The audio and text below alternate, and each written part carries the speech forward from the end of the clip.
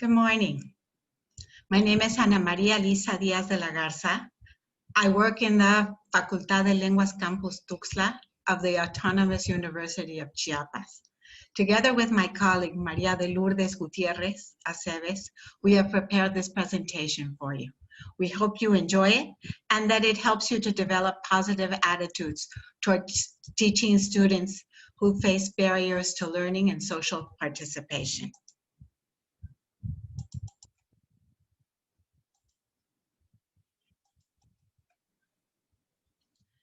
So the title is Didactic Resource Design in TESOL for Blind Learners. We were teaching classes, free English classes for blind learners in our community. I'd like to begin with this famous quote from one of the most famous blind people. The best and most beautiful things in the world cannot be seen or even touched. They must be felt with the heart. This is by Helen Keller, American author, political activist, and lecturer, who lived between 1880 and 1968. She was the first deaf-blind person to earn a Bachelor of Arts degree in the United States. So, this presentation highlights the importance of professional development and the formation of positive attitudes towards teaching students with special support needs. Our agenda for this morning is first an introduction. I'll tell you a little bit about the project materials design in teaching English to speakers of other languages for visually impaired learners, and then we will see conclusions and implications for the future. In Mexico, there are a great number of teachers who are not prepared to meet the needs of students with disabilities, and they face a great number of challenges as they seek to do the best for their learners, often in difficult circumstances, such as the case of resource-poor environments. In other countries around the world, there is a great deal of technology which makes teaching English for blind students a little bit less challenging. 6% of the Mexican population is disabled, according to the INEGI 2014. But despite Mexico's commitment to ensure inclusive education for all, we know that a great number of learners are marginalized and experience barriers to learning, according to Florian and Walton, 2017. These include dealing with the lack of adequate resources and specialized teacher preparation. Worldwide, according to the World Health Organization, there are about 1.3 billion visually impaired people in the world. In Mexico, officially, there are 2,237,000 visually impaired people, although I believe that number is underreported because of the stigma associated with being blind. Of these, 415,800 are blind, according to statistics from 2017. So what are the barriers people who have difficulty seeing face? There are social, cultural, policy, and accessibility barriers. For the social and cultural barriers, there are economic barriers. It's very expensive. All the resources for blind students are very, very expensive. There's a great deal of discrimination and a great deal of ignorance. People think that because you're blind, you cannot do anything. This is false. If given the appropriate support, you will be able to do everything. There are no limits. Policy, class size, assessment, and budget. Very little money is allocated towards programs for blind students. Assessment has to be alternative unless the teacher is willing to learn Braille. And accessibility, there is little infrastructure. It depends on where you live. There are some cities in Mexico where there are more resources. There are special schools for blind children, such as the case of Puebla, Guadalajara, and Mexico City. However, in the rest of the country, it's not common to see special schools for students that are blind. There are limited support staff, limited materials, and limited technology in our country to address these barriers. So since in Mexico, we realized that there's a lack of specialized didactic resources for teaching visually impaired learners, we decided to open this project. This project has been around since 2018. We've been teaching visually impaired learners in Chiapas since fall of 2018. According to Conchita Hernandez, 60% of Mexican blind people have no access to specialized services at all, none whatsoever. Here are some posters from the different courses we have offered. As I said, we began in 2018. We have given 5 courses up to this moment. Unfortunately, because of COVID, in 2020, we began our course, but in March, as all schools, we had to close. So we cannot continue, and we have been developing didactic resources until we can go back to the Braille Center. Now, what is Braille? Braille is a series of dots. It's a cell that has 6 points on it. Depending on where the points are, you will be able to write different letters of the alphabet, which allows you to read with your fingers. For students who are visually impaired, the other senses can provide us with lots of information that will make up for the lack of vision. And they will give us information that will help us to move forward and to reach our potential. Research questions for this study were: what barriers exist for teaching learners who are visually impaired in Chiapas? What didactic resources are most useful for TESOL for students who are visually impaired? Reasons for conducting the project were, I realized that there was a lack of services for visually impaired people in our community. Together with Dr. Lulu, we decided to open different strategies to prepare pre-service teachers to address the needs of all students, not only students who have no barriers.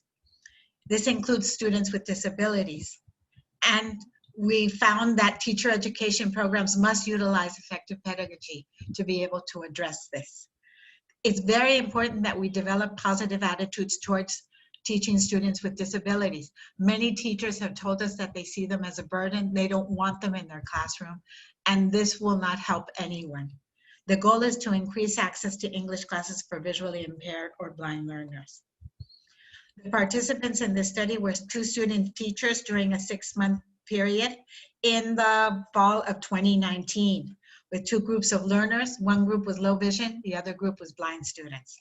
The data was collected through reflections, through teachers' logs, through interviews, and through observations.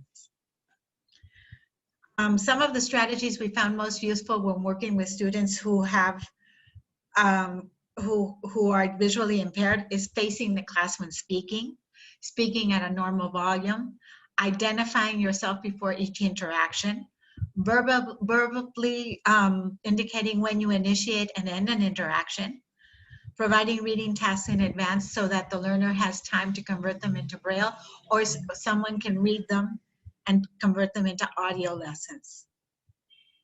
We should also allow students to record their lessons. And when we write on the whiteboard, we should tell the student what is written in any image or diagrams or charts that we use. Learners should be seated to their best advantage in the classroom, depending on where they hear the best and where they feel most comfortable. This is normally near the teacher, but sometimes not near the window because the sunlight might bother them because they might be photosensitive. As much as possible, it is necessary to eliminate background noises because these can interfere with the information the student receives. If there's someone outside honking their horn, they will not be able to understand clearly what is being said. We should also employ alternative assessment, and we should provide additional time to complete tasks because it takes a little bit longer when you cannot see. These are some examples of some low-cost resources that were created for this project. If you notice, they're made with things that you can find almost anywhere. They're made with foamy that has texture. This is very economical and allows us to provide a lot of information. In the first image, you can see that we were teaching weather. In the other one, we were teaching texture, soft and hard, with things that we find lying around the house, with foamy, tall and short, with yarn, short and long, and with ribbon, straight and curly. In the images, you can see us at the Cultural Center. in the images, I'd like to explain some of them to you. For Halloween, we decided to paint pictures on children's faces. They had never had this done to them because since they're blind, people ignore them, or they say, since you can't see, we're not going to do this for you. Like it's not worth it. But the students were very, very happy. The service learner that painted her face was telling her what colors. Now I'm putting a horn. The horn is yellow.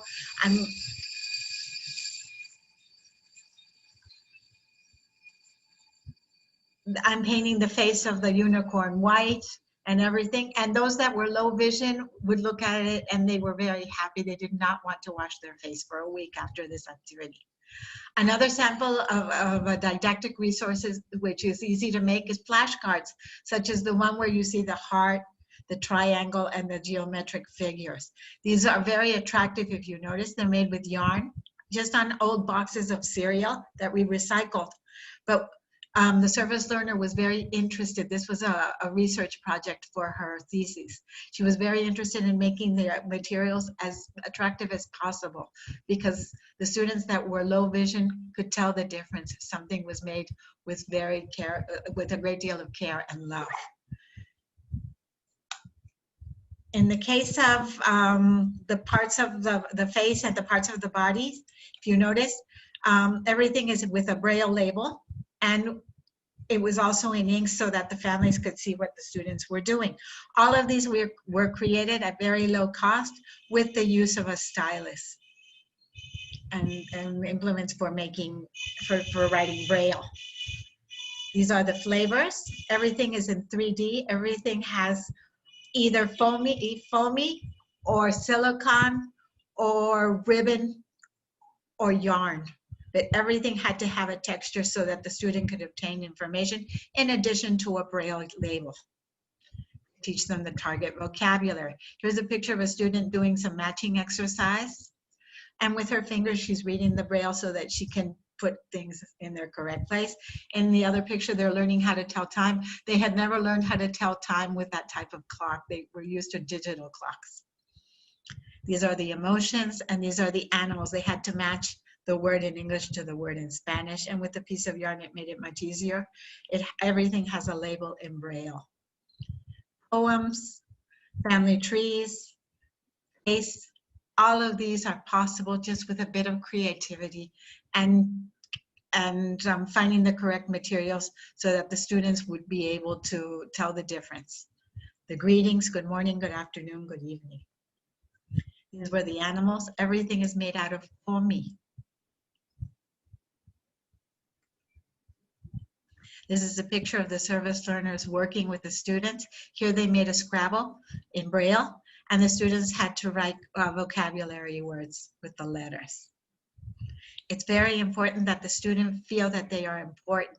So this was a great opportunity for the students to feel that all of the resources had been created specifically for their needs, and which rarely happens in real life in schools. Teachers are overworked and underpaid and overburdened, so they have little time to create didactic resources. But if you notice that these are resources that are very useful for normal vision children, and all we have to do is put the Braille labels, and this will help them. For the low vision students, the contrast in the color between yellow paper and black print helps them so that they can see it more efficiently. In the case of books, a book is very, very expensive if I want the Braille version. A book can cost me up to 1,500 pesos on Amazon in Braille. So what we would do is we would buy the book on Amazon for 100 pesos, and then we would Braille them with transparent plastic that is self-adhesive. And that way the student could take advantage and see and obtain lots of information and read almost any book, although it is time consuming to Braille them. This is the way to teach them textures. Everything was made with old cereal boxes and with pieces of foamy, or with even we would go to material stores and we would buy different textures, burlap, fur, different things so that the student could get the information. In addition, student teachers also worked with pre-service teachers in our school study program to give them workshops on how they could work with blind learners and how they could create things. And they would cover their eyes so that they could be in the same situation as a blind student, and they could get a little bit more empathetic about their situation. This is the closing ceremony, which was very, very nice, and everyone was very happy during the classes.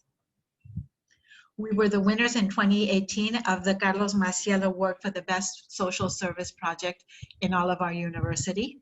And we won the national prize for social service in 2019 for the entire country in the individual category. We were very happy. This is the service learner that won that award. So it's been very, very fulfilling. It's been very lovely to get to meet all of these lovely people. So what are some of the barriers that we encountered?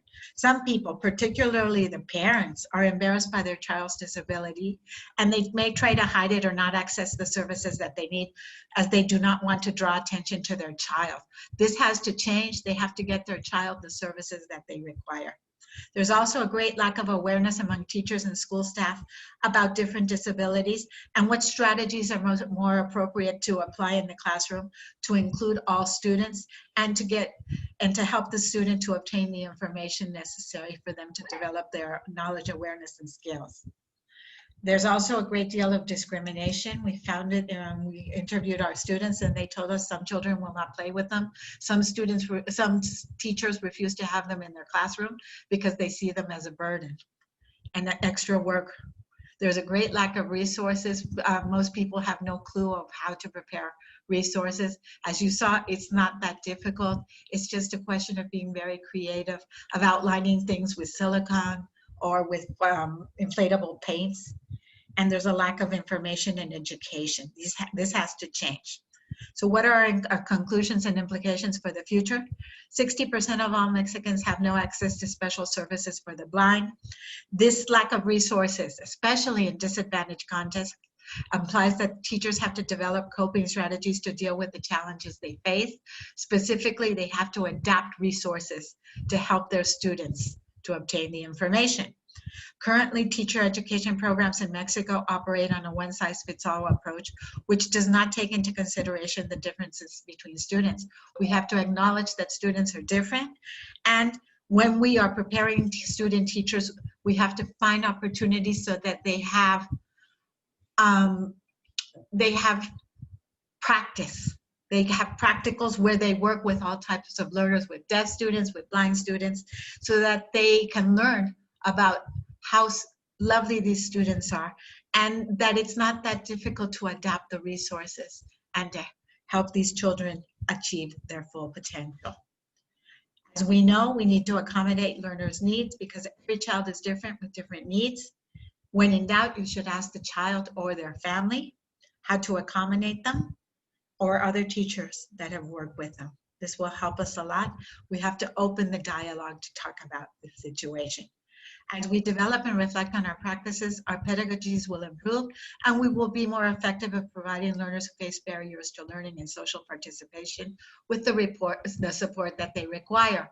Adapting resources is not difficult. More than anything, it's a question of creativity. Hopefully, this presentation helped to enlighten and enable you to reflect upon how to provide support for learners who struggle in traditional educational settings, and thus empower and enrich your teacher learning. It's been our pleasure to talk to you this morning. Are there any doubts or comments or questions? There will be a session to answer these. Remember, there are no limits. Thank you. These are our references.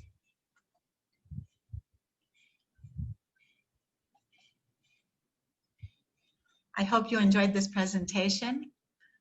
As always, if you have any questions, please write me and I'd be happy to answer. My name is María Elisa Díaz de la Garza, together with Dr. María de Lourdes Gutiérrez Aceves. We thank you for watching our presentation. Have a nice day.